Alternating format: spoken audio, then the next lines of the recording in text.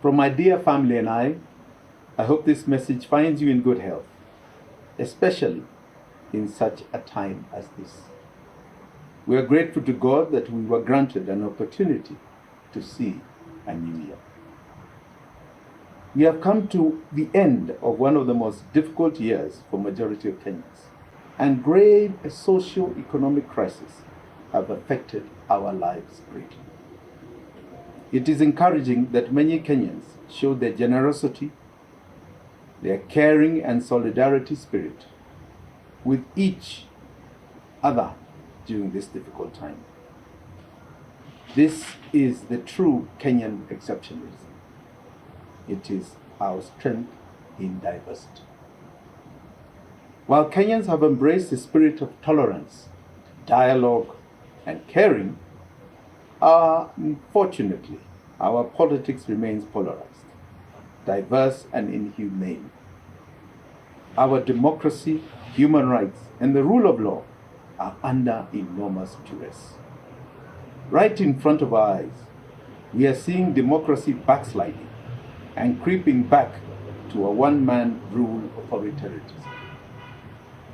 Our laws and institutions have been dangerously captured, including our media, weaponized and manipulated to serve very narrow personal, political, and economic interests. This is deeply troubling. The events that happened in the National Assembly on Wednesday, December 29th, were terrifying. It signals not just democracy and regression, but more importantly, the return of the rule by fiat. Unlike the brawl in the Jordanian parliament over women's rights, ours was to preserve the political class status quo. President and ODM leader Raila Amolo Odinga must not be allowed to bully and terrorize Kenyans in their quest to maintain the status quo. Our country will only make sustainable human progress when the rule of law becomes our North Star. The rule of law and economic development are strongly interrelated and mutually reinforcing.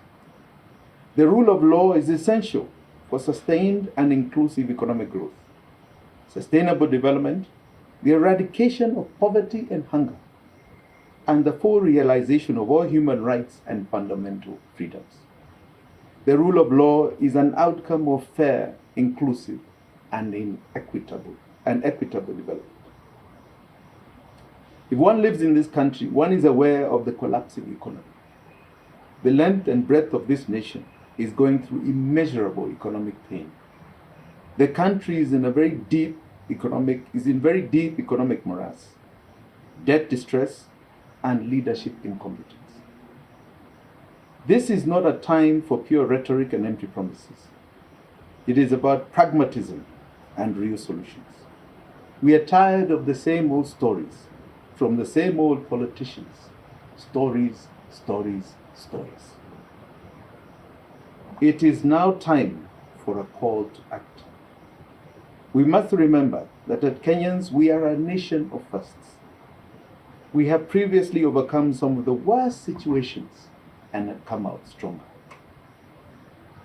In Africa, we are the first to resist British colonial rule, the first to pass in peacetime and implement one of the best constitutions in the world, the first to nullify a presidential election, first in innovations such as M-Pesa, a country of world record holders from Kipchoge Keino to Eliud Kipchoge, first African woman to win a Nobel Peace Prize, the late Wangari Maathai, and Peter Tambichi, an exceptional teacher that won the Global Teachers Award in 2019, and so many other firsts unique to us. That is who we are. We must rekindle the feel-good spirit we once had just a few years ago, pride we had in our country and in our government. Our third liberation, our economic liberation that is anchored in Article 43 of our 2010 Constitution. It is hard to look at Kenya today and see or feel the greatness that is in Kenya and her people. But there are so many more good and better days for us ahead. Mine is it to encourage you during the coming months to interrogate and elect servant leaders that are economic liberators. For our children and our children's children, we must demand better from our elected and public officials. We need to focus on social mobility as well as ensure future generations can compete and thrive at a global level. We think globally and act locally. There is an untold story about us, one that guarantees every person the right to healthcare, including reproductive healthcare, access to adequate housing, reasonable standards of sanitation, a Kenya free from hunger, with access to adequate food of acceptable quality, access to clean and safe water in adequate quantities, and to social security and quality education. Imagine 60 years after independence, these basics have been a challenge. That is my promise to you when I become the President of the Republic of Kenya. It is time to act. I wish you all a prosperous and healthy new year. God bless the Republic of Kenya. President of the Republic of Kenya. It is time to act. I wish you all a prosperous and healthy new year. God bless the Republic of Kenya. President of the Republic of Kenya. It is time to act. I wish you all a prosperous and healthy new year. God bless the Republic of Kenya. Yeah, asante sana kwa kutazama Wasource TV na kuomba kama hujasubscribe uweze kusubscribe. Finya notification bell ndio wakati wote tunapata habari kama hii unakuwa mtu wa kwanza kuipata. Huyo amekuwa ni Jimmy Wanjigi akiwatakia kila laheri kwa mwaka ambayo tumeanza huu wa mwaka wa 2025. Ni jamaa mmoja ambaye na wengi wanasema kwamba akipata nafasi ama fursa ya kuongoza Kenya anaweza kuipeleka kwenye njia inayofaa. Sijui kama ni ukweli ama ni maoni tu ya watu wengine. Hebu niachie maoni yako hapo kwenye comment section.